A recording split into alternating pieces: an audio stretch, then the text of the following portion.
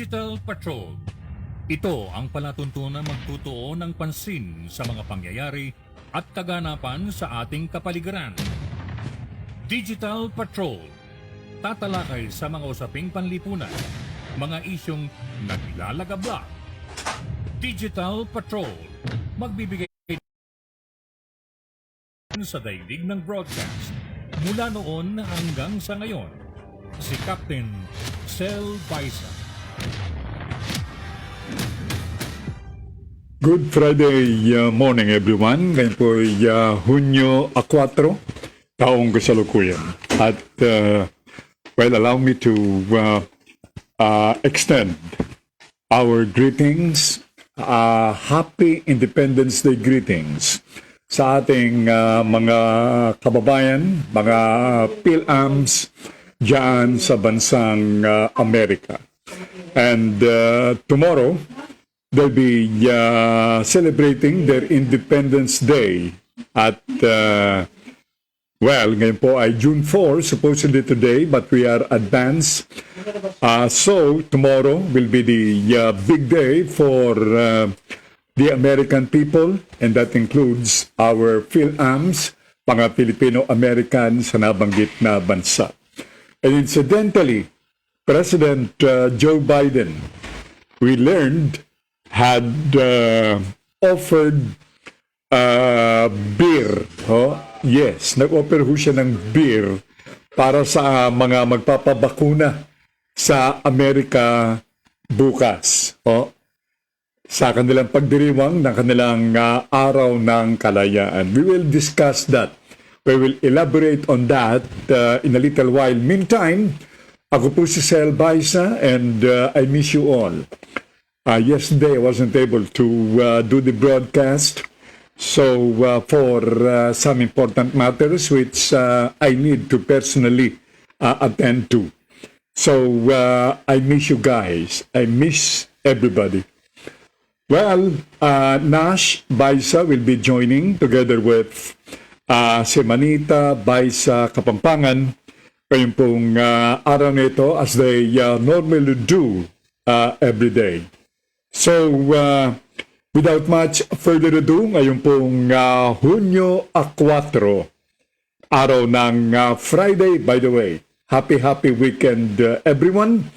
And with that, we'd like to welcome everybody dito sa inyong Friday edition ng palatuntunang Digital Patrol.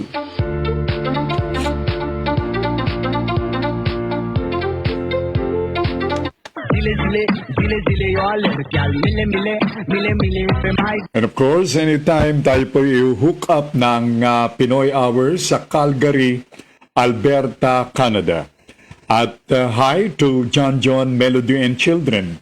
10 ng ating mga kababayan diyan sa Alberta, Canada, who are regularly watching the show. Each time, this time arrives. Okay? So, it's now a quarter before 10 o'clock in the morning, Manila time. And of course, it's afternoon there in Alberta, Canada. And likewise, good morning sa lahat ng ating mga barangay officials dito sa ating bansa. And at the same time, ang lahat ng ating mga overseas Filipino workers in various parts of the globe. Welcome to the show! And to begin with, mga gil ko mga tagapakinig, ha? Sometimes sumisikat po ang haring araw. Sometimes it hides. Good morning sa Pinoy Hour at ang kanilang confirmation sa kanilang pag-hook up sa ating program. Napapanood ang Digital Patrol sa bayan sa Pinoy Hour sa Alberta, Canada. And Pinoy Hour says, the show Digital Patrol is simultaneously streaming now with Pinoy Hour in Alberta, Canada. Thank you so much, Pinoy Hour. John, thank you very much. Now, we won't go out Canada and we will go to Montreal, Canada instead. Happy Friday, Manong, ang sabi ng aming youngest sibling Sa Montreal, Canada, si Norma Baisa Suel. Hello, Uma. Good morning, Uma. And likewise to your beloved husband, Ken, and children. And likewise to all the Montrealers na ngayon po'y nanonood sa ating program, and that includes ito pong uncountable na mga kababayan natin in that part of the globe, diyan sa North America. Going back dito po sa ating bansa, Wilfredo Cruz Jr. of Cavite, General Trias in Cavite says, "Good morning, Captain Sel Baisa. Good morning, mga ka-digital patrol around the world. Thank you, Lord. It's a Friday." Maraming salamat, Wilfredo Cruz Jr. and Mrs. Cruz and family, and to your other loved ones who are watching the program. Maraming salamat. Now, as I said, sometimes sumisilip po ang haring araw, sometimes it doesn't. At ito man din ang kalagayan ng ating panahon sapagkat, well, we have a good and bad news at the same time with regards dito kay Bagyong Dante. Let's start with ito pong good news. Good news is lumabas na ng Philippine Area of Responsibility si Bagyong Dante. Lumabas na. Okay, that's the good news. Now, to cover up the good news and to pass on to you, ito namang bad news. Ang bad news regarding Bagyong Dante, babalik daw ngayong hapon. Si Bagyong Dante, yes, tama po kayo. Lalabas o lumabas na, pero babalik pa rin. Para sa pahayag na yan, narito ang pagbabalita direktamente mula sa Pag-asa Forecasting Center. Narito si forecaster Raymond Ordinario. Sa ating lahat at para sa nagiging lagay ng panahon natin sa susunod na 24 oras. At update na rin natin dito pa rin sa Bagyong Dante na lumabas ang area of responsibility ng alas 12 ng umaga. Ngunit inaasahan natin na posible itong pumasok mamayang hapon o gabi. Sa ngayon, as of 4 a.m., ito yung tinatayang nasa yung 285 kilometers sa may northwest ng Davao City sa may Ilocos Norte o nasa 325 kilometers sa may kanluran ng Kalayaan, Cagayan. Nagtatagay ito ng hangin aabot ng 65 kilometers per malapit na gitna at pabugso ng hangin aabot ng 80 kilometers per hour. At kumikilos ng pahilaga sa bilis na 20 kilometers per hour. So ngayon may nakataas tayong gale warning dito pa rin sa baybayin ng Ilocos Norte, dyan sa may Batanes at dyan sa may Kalayaan Group of Islands. So ngayon inaasahan natin ng maulap na papawirin na may kalat-kalat na mga pag-ulan at pasit at pagkulog dito pa rin yan sa may Ilocos Region, Zambales at Bataan. Samantalang ang Metro Manila at nalalabing bahagi ng ating bansa ay makakaasa ng maaliwalas sa panahon at may mga malaking chance naman ng mga isolated rain showers or thunderstorm. At matang temperatura dito sa Metro Manila ay mula 26 hanggang 32 degrees Celsius at sa may Baguio City ay mula 17 hanggang 24 degrees Celsius. Magkakaroon tayo ng update pa rin dito sa ating bagyong si Dante mamayang alas 11 ng umaga. At yan po ang latest mula rito sa Weather Forecasting Center ng Pag-asa, Raymond Ordinario nag-uulat. Raymond, may tanong lang sapagkat binigit mo kanina na lalabas ng bansa si Bagyong Dante pero babalik mamayang hapon. Did we hear it right, Raymond? Yes, tama po. So nakalabas po kayo ng madaling araw itong Bagyong Dante. At inaasahan natin na posible siya ulit pumasok ng ating area of responsibility at tatahasin niya yung pangkalatang direksyon papunta rito sa Taiwan area. So sa ngayon nakikita natin na hindi naman na ito makakapekto, direct ang makakapekto sa anumang bahagi ng ating bansa. Ngunit asahan pa rin natin na may kasumitang panahon dyan sa may dulong Hilagang Luzon. So what your prediction is, Raymond, gaganda ang panahon ngayong darating na weekend simula bukas Saturday? So, inaasahan natin na improved weather conditions kondisyon sa malaking bahagi ng ating bansa. Ngunit inasahan natin yung magiging madalas sa pag-ulan. Yan po yan sa may northwest part ng ating ng Luzon area dahil nga po sa posible na epekto po ng ating habagat. Kung magpapatuloy po na iihip na yung habagat natin sa mga susunod na araw. Raymond, other than Bagyong Dante, meron ba nasisilip o minomonitor ang pag-asa na namumuong sama ng panahon? Sa ngayon, wala naman na tayo na monitor na low pressure area sa paligid ng ating Philippine Area of Responsibility dahil yung isang low pressure area na binabantayan natin ay natunaw na nga. At ngayon, ito na lang ang inaasabayan natin yung posibleng pagpasok ng habagat dito sa kalurang bahagi ng Luzon. Raymond, maraming salamat at happy weekend. Raymond Ordinario, siya po ang weather forecaster na nagbalita hinggil po dito sa excursion, literally na gagawin itong Bagyong Dante. Lumabas na po as of 4 o'clock this morning ang Bagyong Dante, pero babalik this afternoon only to go to nearby Taiwan. Mukhang babayuhin naman itong si Bagyong Dante ang bansang Taiwan. From Taytay Rizal came this message from Lides Baisa. Hello Lides, good morning to you sister.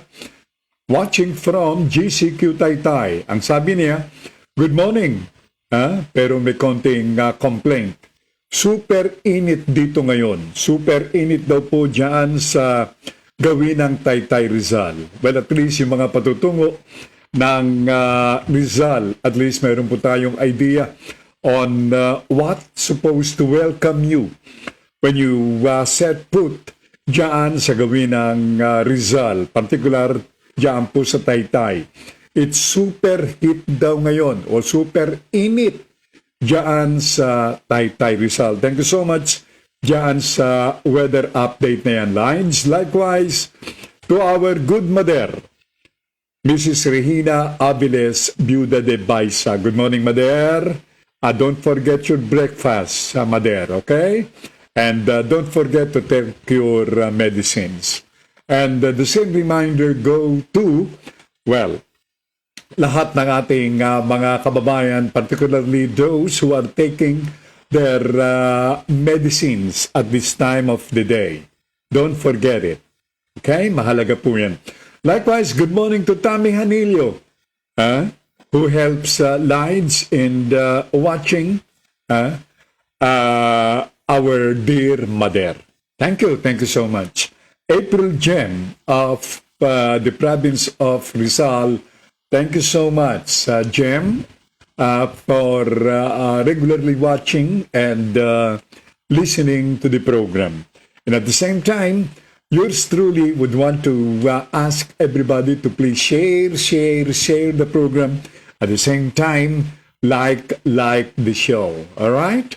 Going back to Montreal, Canada, from another sibling of ours, another nurse in the family based in Montreal, Canada, LV Baisa Clemente. At sabi ni LV, hi everyone watching with you with God's. Ingat kayong lahat. Ang sabi niya, reminder from a Montrealer, Canadian former nurse on retirado na po. Si LV. But anytime, she could always perform what is supposed to be doing during her early age. A graduate of the Ocampo Nursing School. Dito po sa may nagtahan. At the same time, she would want to greet all her classmates, all her barkadas dyan sa the Ocampo Nursing School. All right. Thank you so much, LB. Now, mabalik tayo doon po sa Bagyong Dante. By the way, check your timepieces. The correct Philippine time, it's now 10 o'clock in the morning and welcome dito sa last hour. Second portion of the show, Digital Patrol.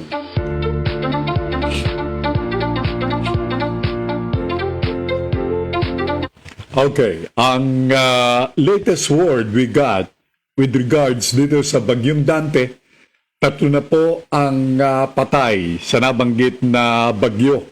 Oh. 2 ang naiulat na injured o nasaktan at 1 ang missing o nawawala as of broadcast time this morning. At ang ilan sa mga hardly hit nitong Bagyong Dante na nagresulta dito sa malalim na pagbaha na pumatay din sa maraming mga domestic animals, katulad ng aso, ganoon din ng baboy, kambing, ayan, ay natunghayan dito sa may Odyongan, Romblon. Ganoon din sa lalawigan ng Leyte.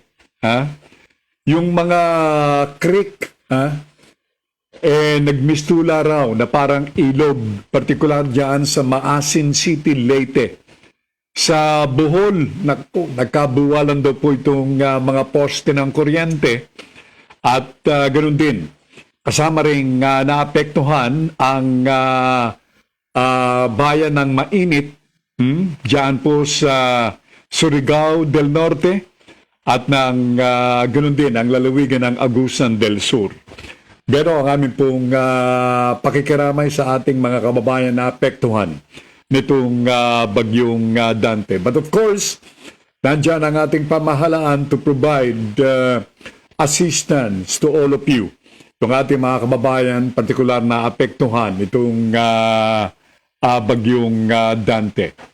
Now, from Calamba, Laguna, magandang umaga kay Melito Rodelio Militante. Good morning, Melito. Good morning po, Sir Sel, ang kanyang pagbati. Isa sa ating mga masisipag, matyaga. And who's showing how it is to be an industrious Filipino at this time of pandemic. He plants vegetables, he raises birds, katulad nitong chicken. That's how he makes his living. Thank you so much, Melito. Sabi ni Melito, Sir Sel, sa araw-araw na lumilipas, napapansin ko ang wow, thank you very much. Maraming salamat, Melito. Thank you. Presi Estrada watching from Dallas, USA.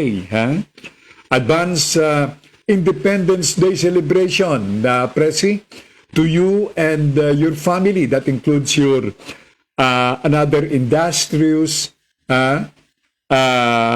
husband, a brother-in-law. That's one thing I like with my brother-in-laws. They are all dependable, industrious at that. Okay? Harry Estrada and family. Good morning, everyone, and happy Friday. Thank you so much, Presi. And again, advance Independence Day celebration sa inyo, Presi, Maraming salamat. At this time, allow me na idaan naman sa himpapawid ito pong regular na ating pagtunghay sa pahina ng ating kasaysayan, historical trivia. Ito'y sa pamamagitan ng ating mga kababayan sa Pinoy Hour. Noong Hunyo 4, ngayong araw nito, ang taon ay 1565. Napakatagal na. Nilagdaan ang kasunduan sa kapayapaan ng Cebu sa pagitan ni Miguel Lopez de Legazpi na kumakatawan kay Haring Philip II ng Espanya at si Raha Tupas ng Cebu. Ito ang kauna-unahang kasunduan sa kapayapaan ng Pilipinas na mabisang lumikha ng suzerain ng Espanya sa Cebu. Si Raha Tupas ay anak ni Sri Parang Dilimp at ang pamangkin ni Raha Humabon, kilala rin bilang Sri Humabar. Siya ay kilala na nabinyaga noong Marso 21 taong 1568 sa edad na 70 taong gulang. Inilagay ang kanyang kaarawan noong mga taong 1497 onward. Pinamunuan niya ang Cebu kasama ang kanyang mga kasamahan hanggang sa siya ay natalo ng mga sundalo ni Miguel Lopez de Legazpi noong Abril 27 taon 1565. Yan po mga gilo ko mga tagapakinig, ha? Ang ating pagtunghay muli sa pahina ng ating kasaysayan ngayong taong ito, Hunyo 4. And with that note, nagpapasalamat si Wilfredo Cruz Jr. sa Pinoy Hour dito sa walang humpay na pagpapadala ng pahina ng ating kasaysayan sa ating bansang Pilipinas. Again, thank you so much. Now, going back, dito po mga gilo ko mga tagapakinig sa ating bagyong Dante, well, ang prediction ay gaganda ang panahon dito sa National Capital Region within the day. But then, well, we're dealing dito po sa panahon.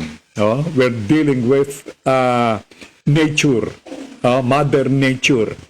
At we really wouldn't know kung gaganda ang panahon because as I said earlier, meron pong mga manakanakang pag-ulan na dito sa gawi po ng lungsod ng Quezon. Kanina, umulan, then suddenly umaraw. Pero diyan sa gawi ng Taytay Rizal, sobra daw po ang init na kanilang nararamdaman.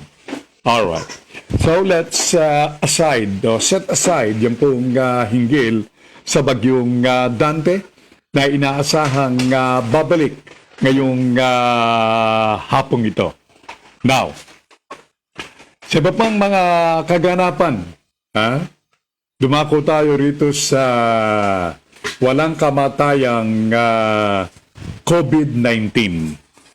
Alam nyo, nadidal kaagad na checkmate itong panukala na idinaan ni Alcalde Isko Moreno o ni Yorme Isko Moreno na ito'y kahilingan naman ng maraming mga taga-Maynila. Ang kahilingan ng mga Manileño na kanilang idinaan sa kanilang butihing alkalde ay alisin na yung paggamit o tigilan na ang paggamit nitong face shield. Tama na raw yung face mask. Lalong-lalo na doon daw sa mga nabakunahan na. Pag nabakunahan ka na, at least, ang paniniwala ay meron ka ng body protection. Enable you to be protected from COVID harm, mga gilo kong mga tagapakinig. So, yun po ang ating nais na ibalita. Nadidal, na checkmate. Patapos na ipahayag ng DOH o ng Department of Department of Health ang hinggil dito sa pahayag ni DOH Secretary Duque na hindi raw napapanahon na tigilan ang paggamit nitong face shield. Buhay na naman ang negosyo ng face shield. Yan. Pati face mask. Buhay na buhay ang negosyo. Sabi nga, imbis na ibili na lang ng kanilang makakain, ayun. Napipilitan silang bumili nitong dalawang gadget na ito. Sapagkat kung wala kang gadget na lalabas ng iyong tahanan, naloko ka na. Ilang minuto lamang, meron tatapik sa iyong likod, isasakay ka na sa kanilang van, dadaling ka sa barangay hall o dili kaya doon sa police precinct. Kukunin ang pangalan mo, i-issuean ka ng certification of violation at hihanda mo na yung 300 pesos. Ayan na naman tayo. Saan kukuha ng halagang 300 pesos? Umaasa lamang sa ayuda ng ating pamahalaan. Kaya mag-alala.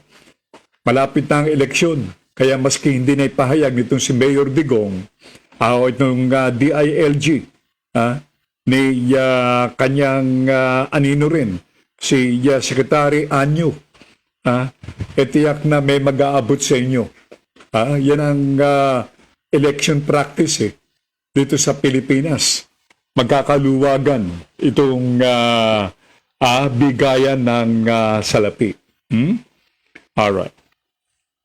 Now, alam nyo, nakakagambala na naman itong balita na tumataas itong kaso ng COVID dito sa National Capital Region muli. Ano ba naman yan? Round robin, Sus Marusep. Now you feel it, now you don't. Ito sabi po ng Okta Research. Ang gulo Sabi ng DOH, bumababa ang kaso sa Metro Manila Area Plus. Ang sabi ng Okta Research, hindi. Tumataas. Ayan. Dito sa pagpapalitan ng hindi at pagtaas, naguguluhan dito yung ating mga kababayan. Alin nga ba, kuya? Ano nga ba ang tama? Sino ba ang paniniwalaan? Itong mga taga-Okta. Ang gulo nire-report ng DOH, bumababa. Ito naman papasok naman itong sina profesor ng mga fellows ng Okta Research. Sasabihin, tumataas ang kaso. At sasabihin na hindi pa napapanahon na ibaba o paluwagin ang quarantine estate. Ano nga ba? Naguguluhan na kami. Naguguluhan ang taong bayan. Ang daling sabihin yan Harap ka sa telebisyon, sasabihin mo na, Sus Marisepo, masakit sa ulo po yan para sa inyong kaalaman. Sino nga ba ang dapat paniwalaan? Ang DOH? Ang gobyerno ni Pangulong Mayor Digong? Tatakbo nga bang Vice President? Okay. Pinoy Hour reacted dito sa pasasalamat ni Willie Cruz Jr. ng General Trias, Cavite. Ang sabi ng Pinoy Hour, walang anuman po kapatid, mabuhay. Ang sabi ng Pinoy Hour. Now, Okta Research. Ang sabi ng Okta Research, dati-dati, mababa na sa 5,000 itong mga nagkaka-COVID. Noong nakaraang mga linggo. Kahapon, 6,000 plus daw itong nagka-COVID na naman dito sa NCR Plus. Ano nga ba? Sus Marisepo. So, dapat, meron tayong dapat paniwalaan dito. Sasabihin nitong isa, okay na tayo sa Metro Manila area, bumababa. Papasok naman itong Okta Research na ito. Sasabihin, hindi, tumataas Ano nga ba? Ay, nako. Itong mga ito, COVID-19. Ayan, Mabuti pa yung mga taga Estados Unidos na magpapabakuna ngayon. Hunyo at 3 ngayon doon, June 13. At bukas ay ang kanilang Independence Day celebration. Makulay yan. Ang sabi ni LB, ang Pinoy Hour, mas maganda ang ganyang strategy.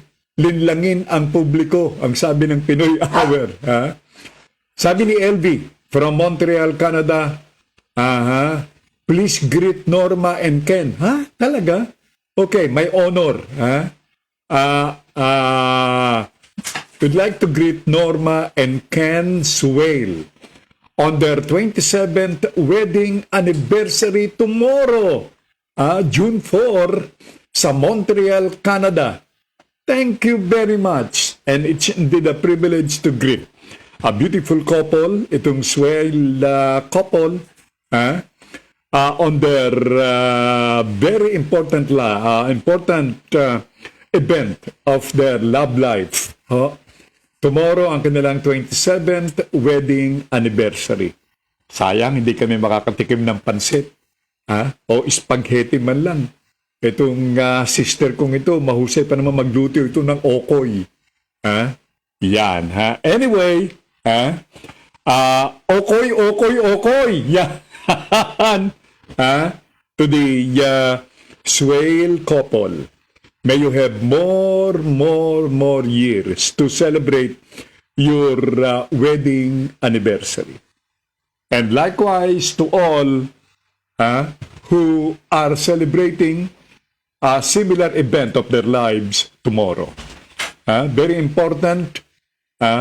It's a red letter day sapagkat it's the American People Independence Day celebration. Okay? Ayun, nagpadala ng nakangiting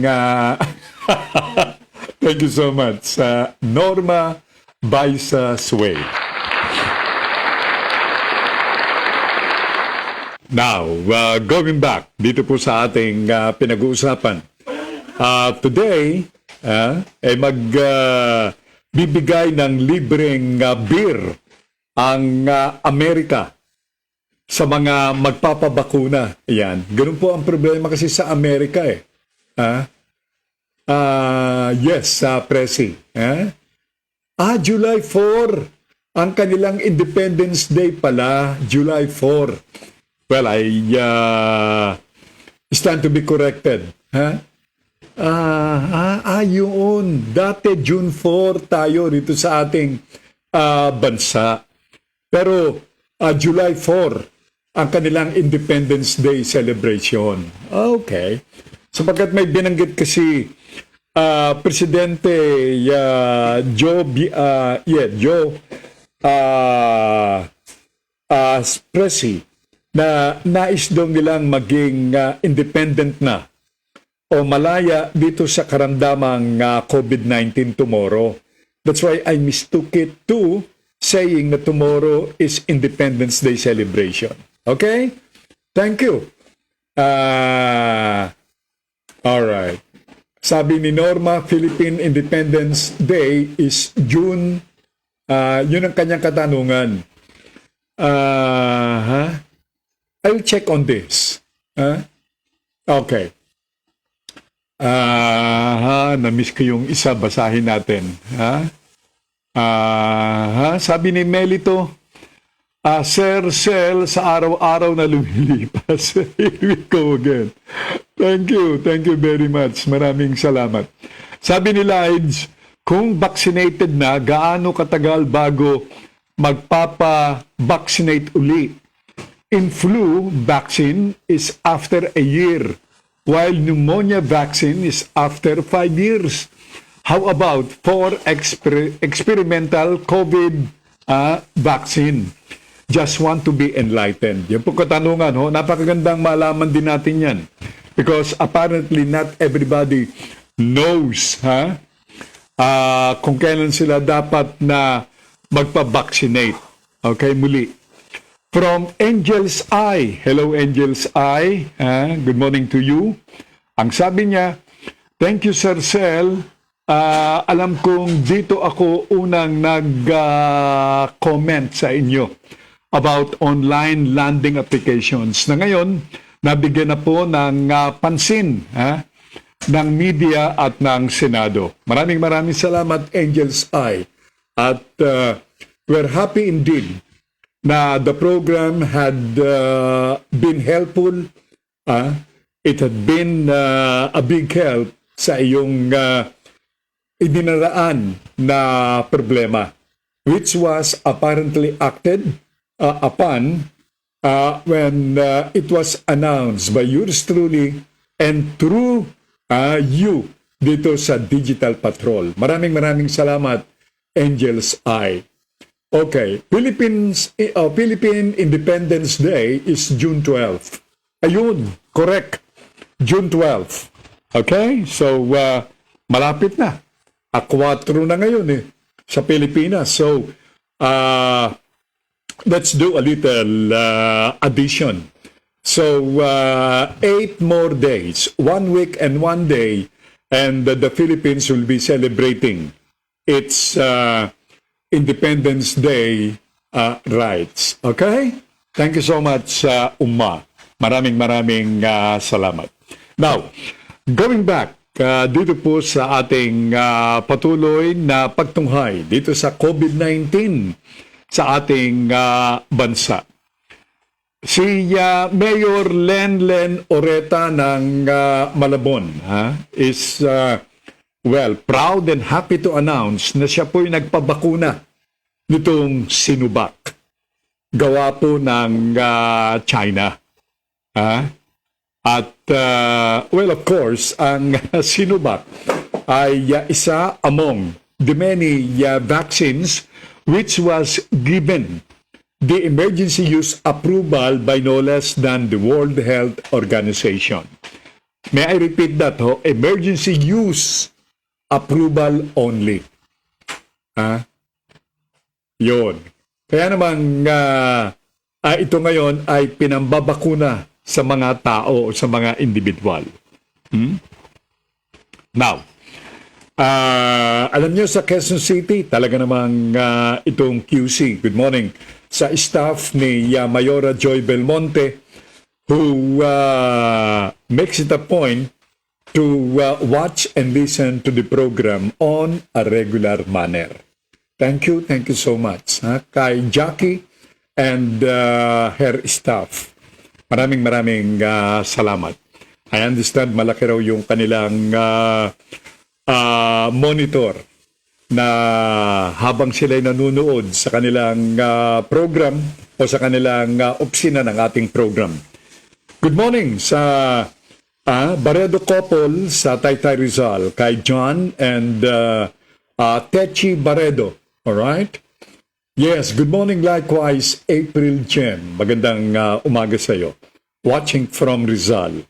Now, we'd like to greet the Baredos diyan po sa Taytay Rizal, John and Techi and family. And likewise, sa lahat ng mga workers diyan sa ISC, Taytay Rizal. Sa pangunguna ng one of my nephews. Walang iba kundi si Maxi Baredo. And hello to Mark Baredo of Thailand. Okay? Kamusta kayo dyan? At take all necessary precautions. Hindi pa tayo ligtas dito sa COVID-19. Hindi pa. Although, may mga lugar na this is very interesting. Alam nyo, ang Israel at ang bansang Canada are among those countries na ang kanilang mga constituents ay nagpabakuna. Lahat at aabot na nitong tinatawag na 70% herd immunity.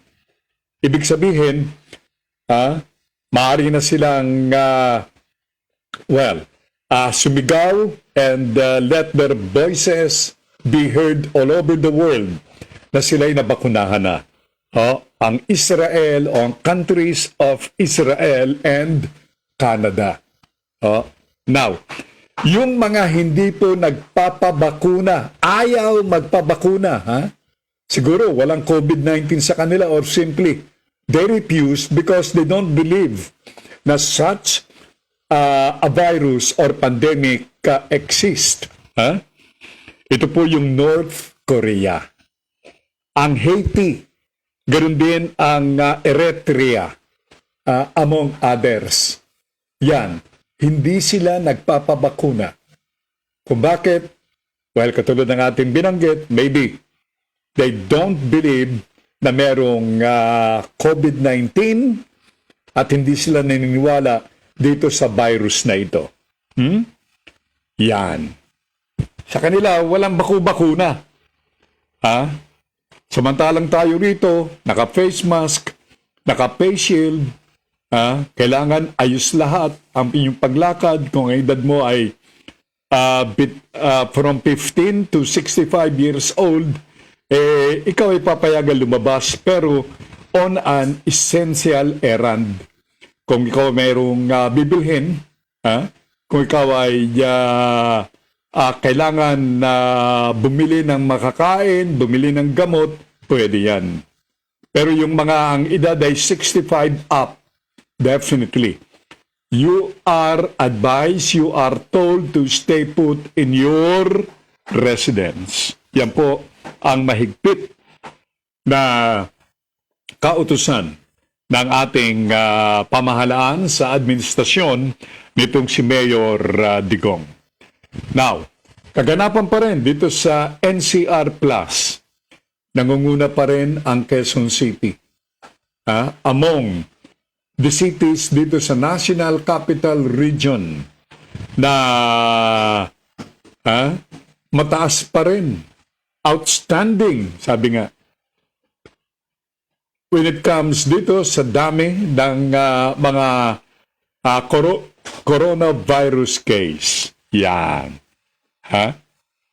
At yung hinggil dito sa Matandang Balara, alam nyo, 6 na mga barangay diyan sa Matandang Balara sa 3 distrito ng Quezon City ang inilockdown.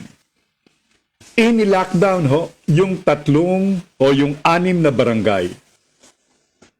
Ganon kahigpit ang kaganapan diyan sa Matandang Balara.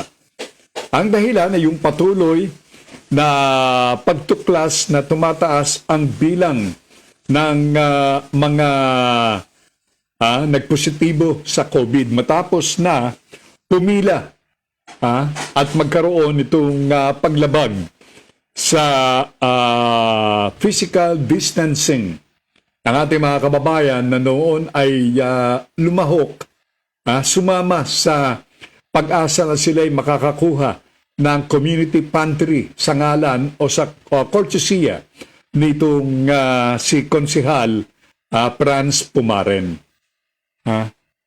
Ngayon, inatasan ni Mayor Joy si Councilor Pumaren ng show cause order kung bakit hindi dapat siyang paratangan ng grabing paglabag nakakaugnay nitong pagtaas ng kaso ng COVID-19. Ngayon, iba na ang ihip ng hangin. Ang utos ngayon ni Mayora Joy, ang DILG na lang o Department of the Interior and Local Government sa pangungula ni Secretary Ed Año ang mag-iimbestiga kay Konsehal Pumaren kung ano ang dapat na ipataw na parusa kung meron man dito kay Pumaren.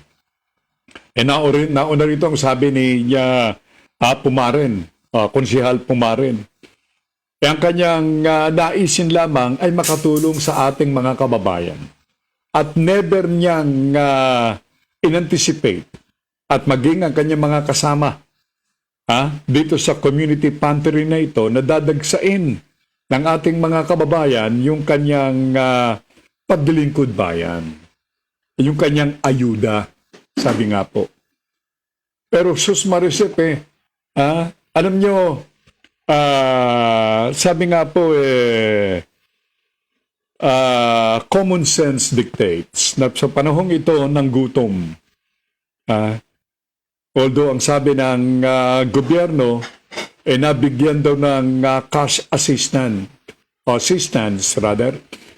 ang marami nating mga kababayan o ang lahat ng ating mga kababayan. Sa ulat ng DILG, ang lalawigan ng Bulacan, ubos to the zero. To the zero ang pera.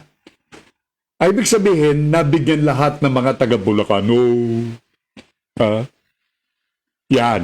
Sa Metro Manila area, magtanong kayo dyan sa mga taga-Novaliches. Yung sinasabing mayaman na mga naninirahan dahil nakatira sa subdivision. Ha? Ayan. Ang sabi ni Melito, ang patuloy na pagtaas ng COVID dito sa ating bansa ay ang kawalan ng disiplina ng mga mamamayan katulad ng di pagsunod sa mga health protocols. Yan po ang obserbasyon ni Melito Rodelio Militante. Well, he has a point. Alam nyo, the more na tayo po hindi sumusunod, the more reasons na may dahilan ang mga authorities to say kasalanan ng mga lumalabag. Ngayon, kung on the other way around, kung tayo po'y sumusunod sa pinag-uutos nitong mga health protocols at tumataas pa ang bilang ng COVID, mag-isip na tayo. Mukhang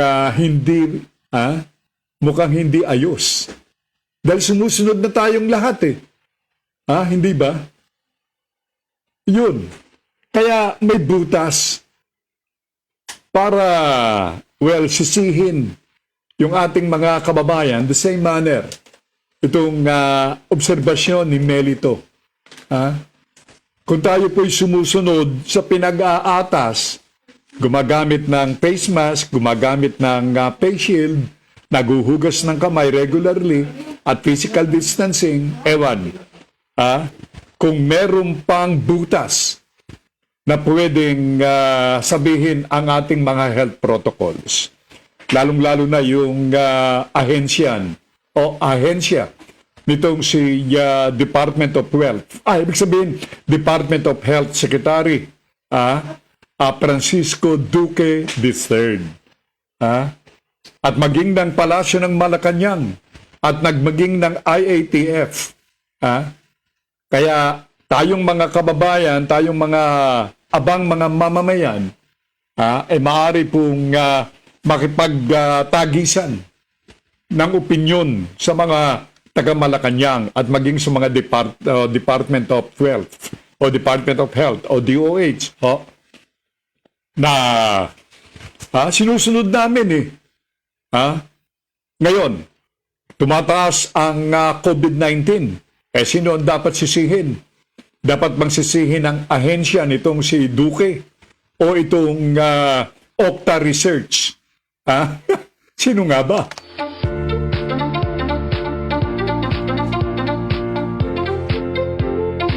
Alright. Bilis ng oras. Alas 10:35 na po ng umaga.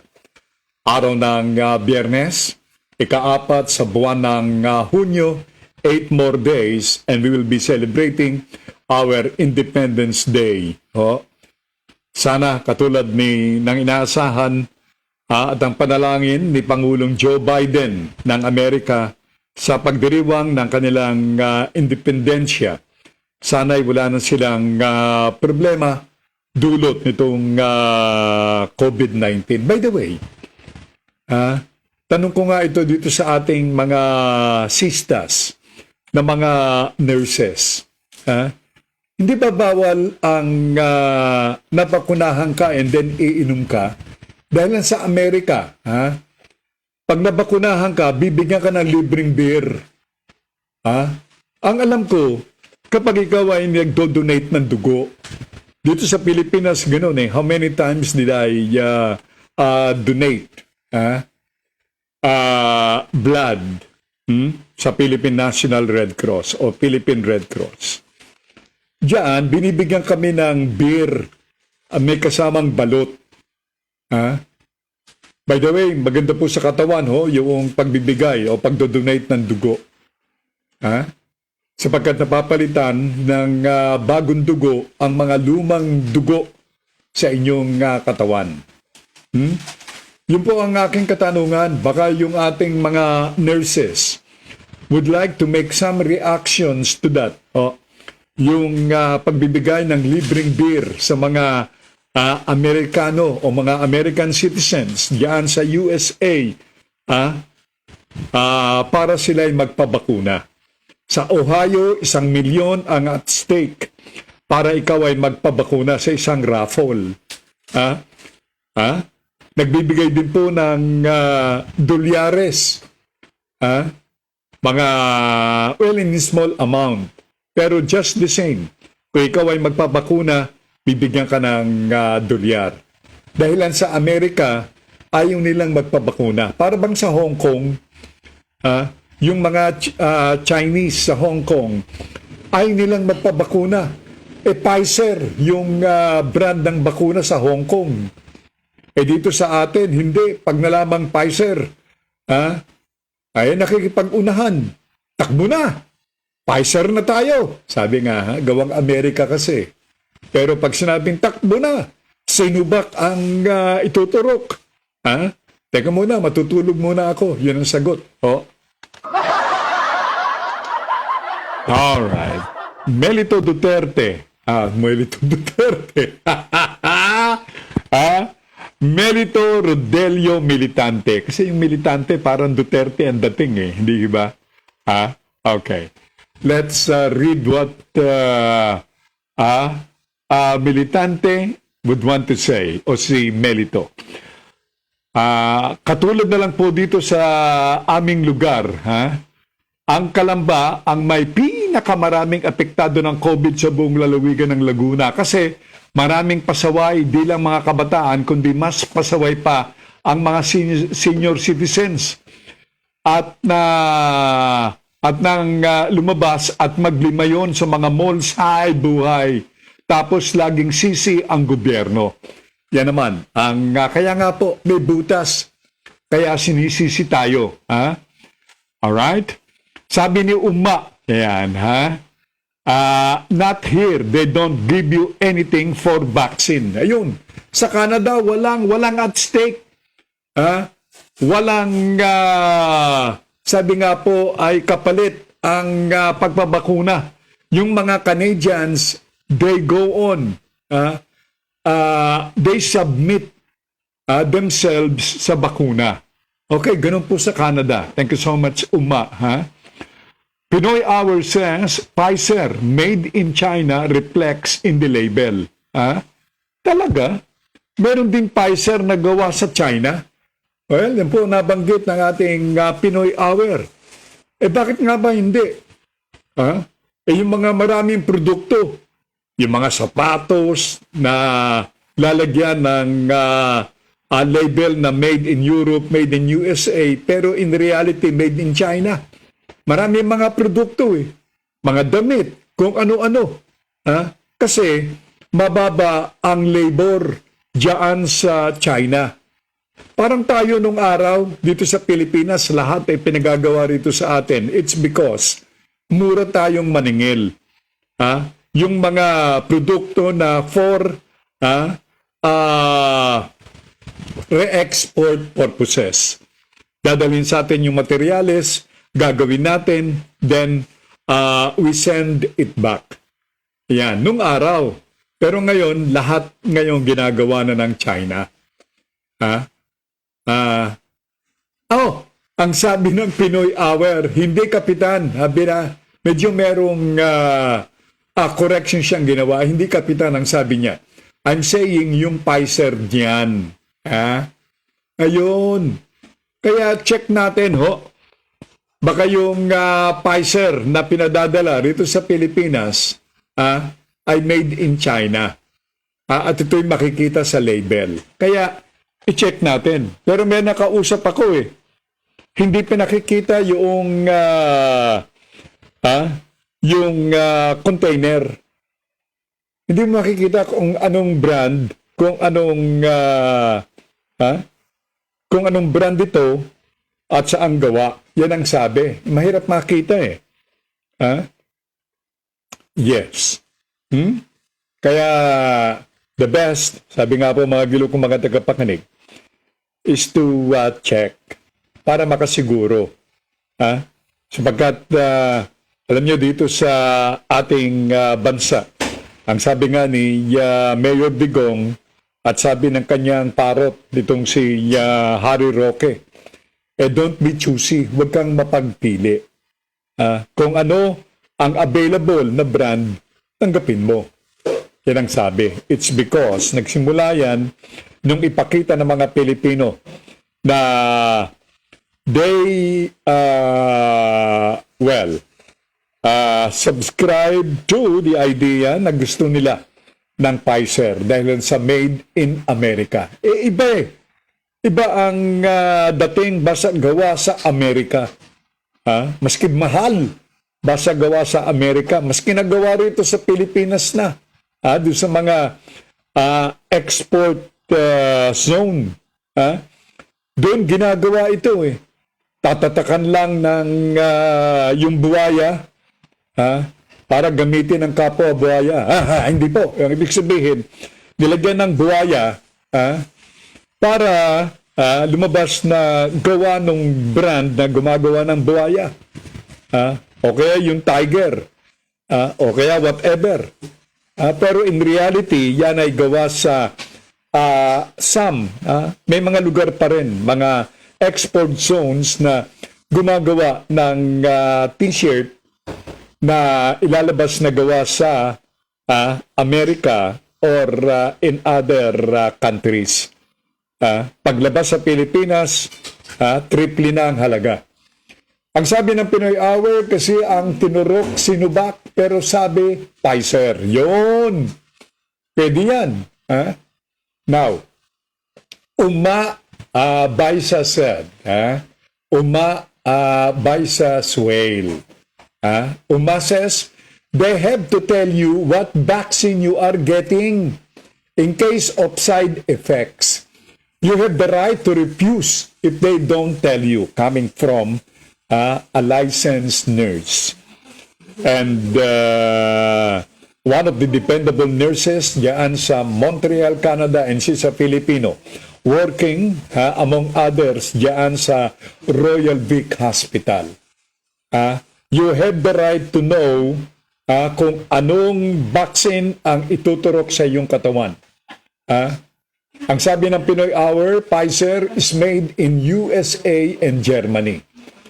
Melito Militante, sabi ni Melito, sasabihin nila huwag nang maging mapili ng bakuna ang Pilipino. Bakit silang nasa poder ng kapangyarihan nakakapamili ng mga bakunang ituturok sa kanila? Hunghang talaga. Yan ang sabi po ng Melito. Di ba yung isa nagpabakuna patapos magbabakuna?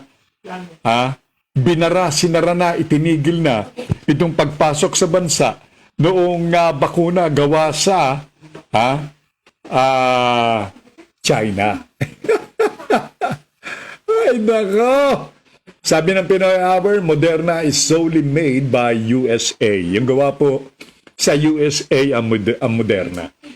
By the way, speaking of Pfizer, this June, sangayon kay Bakuna Sar, yan, na si Carlito Galvez Jr., Secretary ho siya.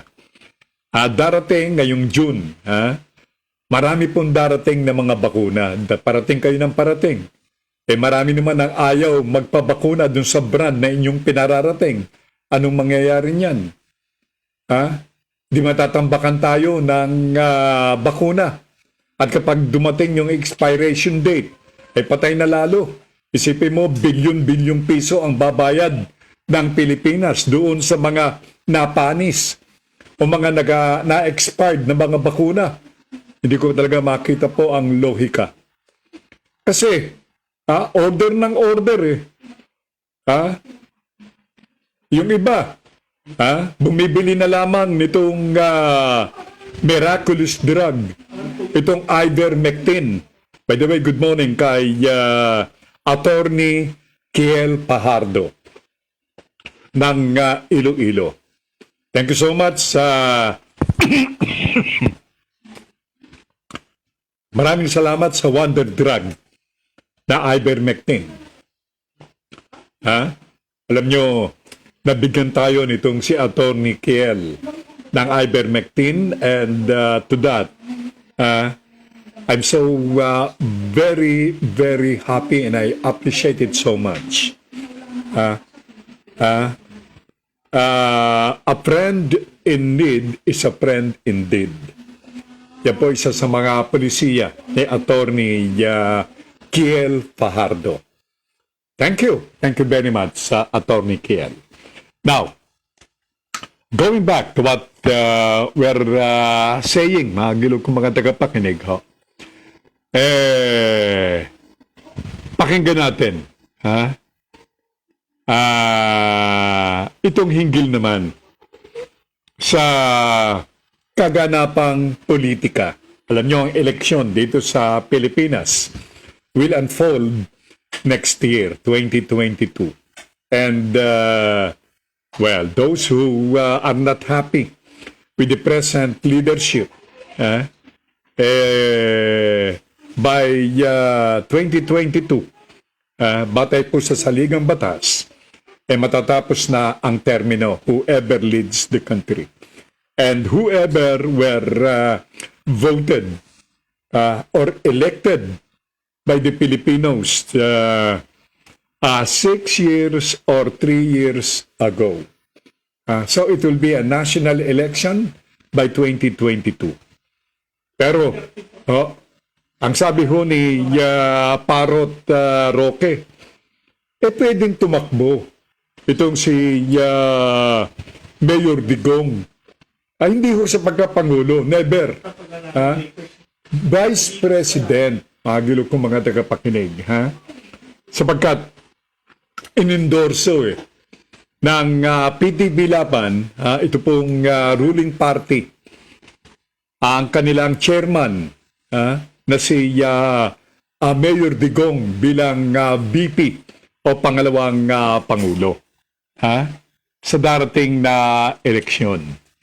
Alam nyo, ang sabi ho ni Harry the Great,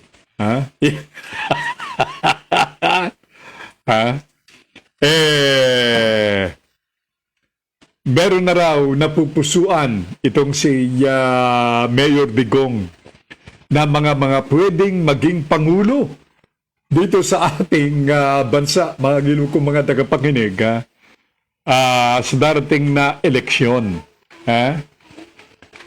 Pero narinig po rin ni Harry, hindi ho nagmamadali itong Harry, laging mabagal ho ito. Harry Roque. Okay. Na bininggit daw, merong kausap ata si Mayor Digong.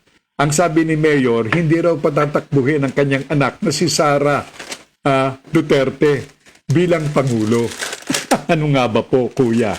Okay, narito si Harry Roque, Secretary Roque, hinggil dito sa mga napupusuan nitong kanyang, big boss sa palasyo ng Malacanang na pwedeng maging Pangulo, susunod na Pangulo ng ating bansa. Go ahead, pakinggan natin, Secretary Roque. Meron lang mga options talaga siyang sinabi. No? Madaming options na nabanggit na ang presidente, and I will just repeat it. No? Ang mga options na po pwedeng tumakbo includes also Mayor Sara Duterte, it includes Senator Manny Pacquiao, it includes former Senator Bongbong Marcos, it includes even Manila Mayor Isko Moreno. No? Yun yung mga narinig ko. And it includes also Senator Bongo.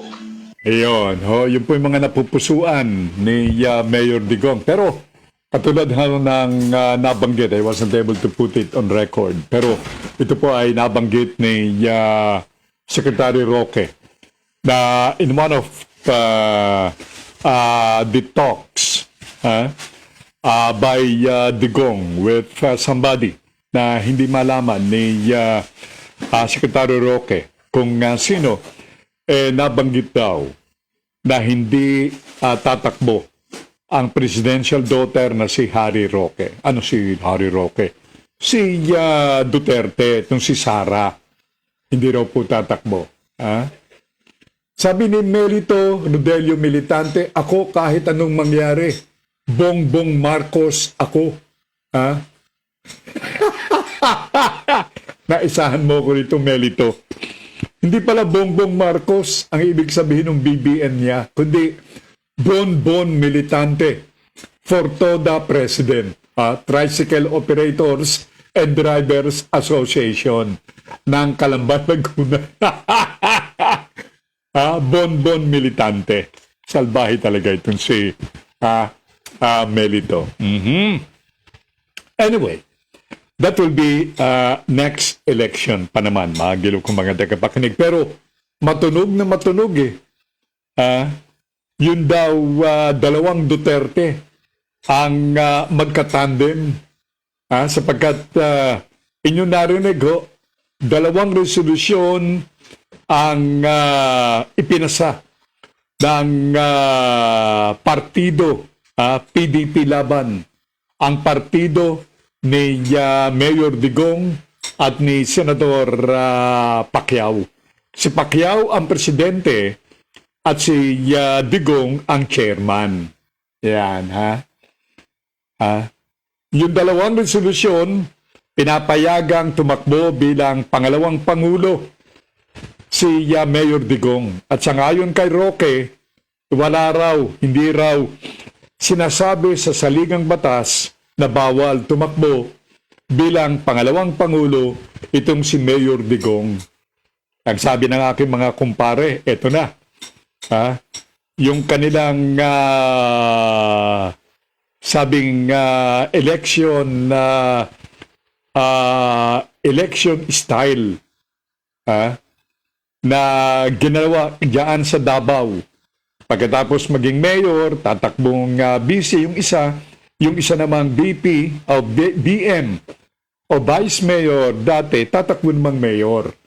Kaya, ayan, wala nangyayari. Okay? Good morning, coming from May Love. Yan, Good morning daw, sabi ni May. Okay? Okay, so,